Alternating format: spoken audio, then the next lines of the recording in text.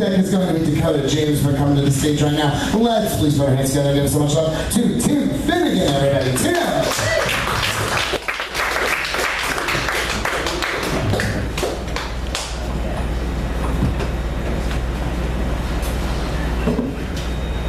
What up, people? How y'all doing tonight? Whoa, let's try that again. How y'all doing tonight? Alright, well that's what I like to hear. Well, my name's Tim Finnegan, but besides being known as Tim Finnegan, I could also be known as Ferris Bueller or Abe Froman. And I'd like to tell you guys a fucking story about my fucking high school days. I went to Shermer High School back in the day, and I used to play hooky and ditch school, and that was fucking awesome. And I'd like to tell you guys about a time that I ditched school. You know, this was when I was a senior in high school. I called off the school out, I took sick days, and it was my 9th sick day when I was a senior in high school, and I pretended to be sick when I was a senior in high school, but I wasn't really sick. I was just pretending to be sick so I could play hooky that day. And my parents, Katie and Tom Bueller, thought I was sick, but my sister Jeannie didn't believe I was sick. She was fucking pissed off all the time, and she just, you know, thought it was unfair that she had to go to school when I could ditch or, you know, all that shit. So when I called in my 9th sick day and took the day off of school, I spent an entire day in downtown Chicago, and I went with my girlfriend Sloan and my best friend Cameron, and it was fucking awesome.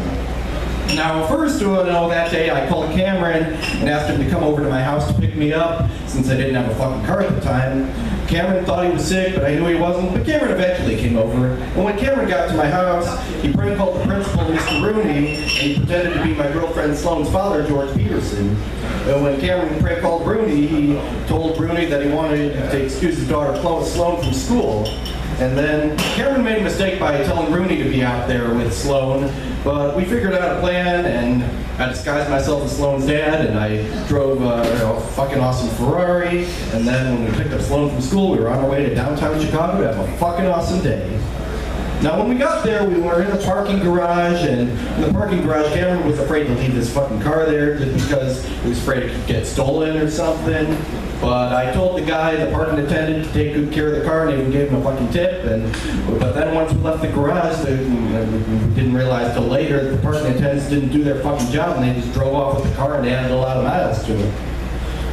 So if you think Cameron, Sloan, and I did when we were in Chicago, we visited the Sears Tower, and we also went out for lunch at a fancy French restaurant. When we were there, I stole someone else's reservation when I looked through the book of names, and I told the host at the restaurant that my name was Abe Froman, and he was like, "Are you the Sausage King of Chicago?" I'm like, "Yeah, that's me."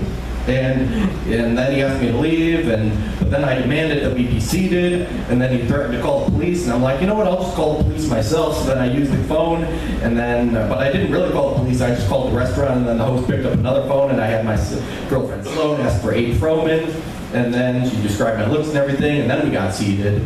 But then it was, when we were at the restaurant, we were about to leave, I realized that my father, Tom Bueller, was at the restaurant at the same time I was there.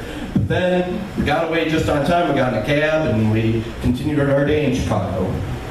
Now, yeah, it was a fucking awesome day. And so meanwhile, when we were downtown in Chicago, Principal Rooney left the school grounds and tried to look for me. And the Principal Rooney came over to my house and rang my doorbell, and I had my automated voice recorded on the doorbell. And then the principal tried to break into my house, and then he got chased by a dog, and there was a lot of other shit going on.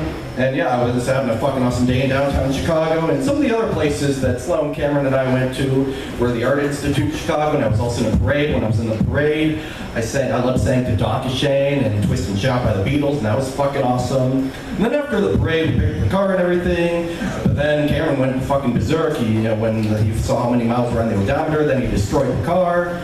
And I offered to take the heat and say I did it, but he declined, and he said he could stand up to his father.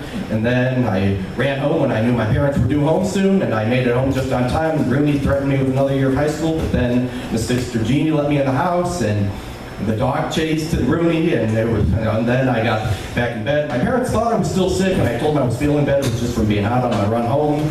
But I made it home and everything, and that's pretty much my story about how I had a fucking awesome day in Chicago. And I'll close with this quote: life moves pretty fast. If you don't stop and look around once in a while, you can miss it. That's my time. Thank you for watching tonight. You guys have a wonderful night. Thank you! Yay! Hey, give it up one more time for the plot of a 40-year-old movie.